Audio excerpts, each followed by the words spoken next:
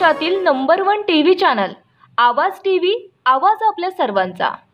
धुळे महानगरपालिका हद्दीतील बाळापूर गावात माजी उपसरपंच सुमित पवार यांच्या प्रयत्नाने भव्य भूमिपूजन सोहळा माजी संरक्षण राज्यमंत्री सुभाष भामरे, आमदार अनुप अग्रवाल यांच्या हस्ते संपन्न झाला।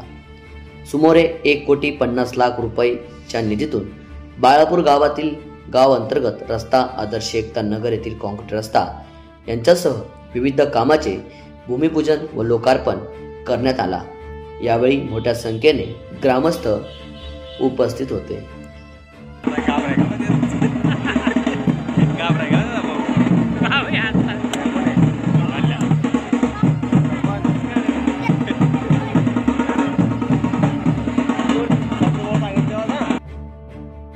काही लोकार्पण आणि काही नवीन कामांचं भूमिपूजन या ठिकाणी आयोजित केलेलं आहे।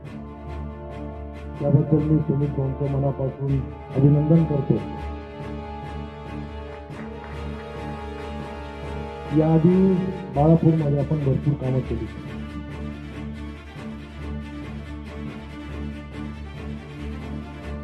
परंतु सर्वात महत्त्वाचं म्हणजे भागणं आणि बाळापूर येथून ज्याही लोकांना धुळ्याला यावं लागतं त्यांना आपला जीव मुठीत घेऊन धुळ्यापर्यंत यावं लागतं।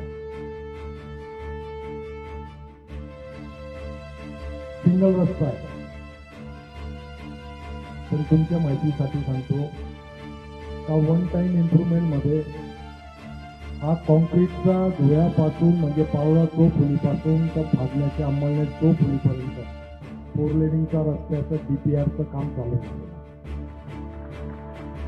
तो रस्ता पूर्ण चौपदरीकरण 4 लेन होणार, त्याचं DPRचं काम चालू झालेलं आहे। आदरणीय गडकरी साहेबांनी त्या कामासाठी DPRला मंजुरी सुद्धा दिलेली आणि DPR बनवायचं काम सुद्धा चालू आहे। बाबासाहेबांच्या आशीर्वादाने बाळापूरला दिवसच पळत रेल्वे स्टेशन आणि हे सर्व डॉक्टर बाबासाहेबांच्या अथक प्रयत्नाचे फळ आहे। असे भरपूर कामं या ठिकाणी आपण करत आहोत। उद्योग MIDC वाढवत आहोत। येणाऱ्या काळात लॉजिस्टिक हब हा सुद्धा आपल्याला मंजूर झालेला आहे। त्याच्यासाठी गव्हर्नमेंटकडनं जागा मागण्यात आली। ड्रायपोर्ट सुद्धा गोयल साहेबांचं पत्र आलेलं आहे, कलेक्टर साहेबांकडनं ड्रायपोर्टसाठी जागा मागितली। रामसृष्टी आपण उभारतोय, भरपूर गोष्टी या 5 वर्षात तुम्हाला या आपल्या मतदारसंघात बदलतात। फक्त तुमचं प्रेम आणि साथ सोबत असू द्या। बाबासाहेब आपल्याला सांगतीलच पाण्याची किल्लत आता दूर झालेली असेल, झाली का?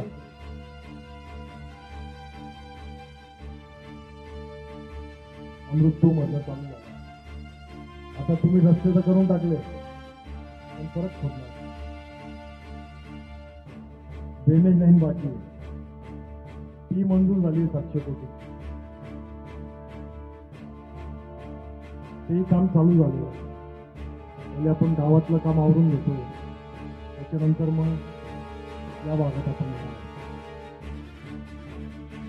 कामं भरपूर करणार आहोत। चांगले कामं आपण करतोय, फक्त एवढं वेळ कामांसोबत आपला धर्म सुद्धा टिकला पाहिजे। तुम्ही बघितलं जे धर्म विचारून विचारून गोळ्या घालण्यात आलेल्या आहेत, महिलांना बाजू करून फक्त पुरुषांना मारण्यात आले।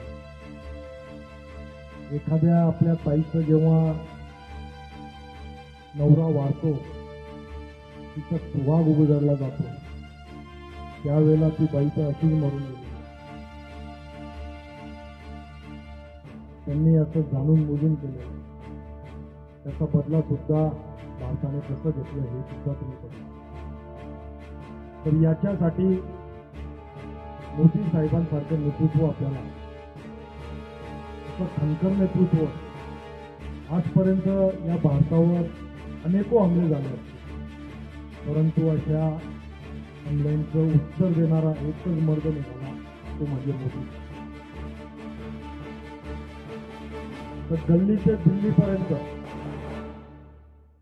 आपलं पण काम आहे, आपलंही कर्तव्य हा मोदी साहेबांचे हात बळकट आपल्याला करायचे.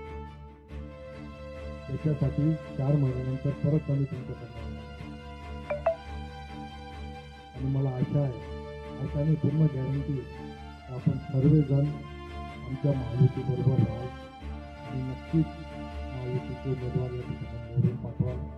हीच अपेक्षा. रोजच्या ताज्या घडामोडींसाठी आवाज टीव्हीला सबस्क्राईब करा आणि बेल आयकॉन प्रेस करा.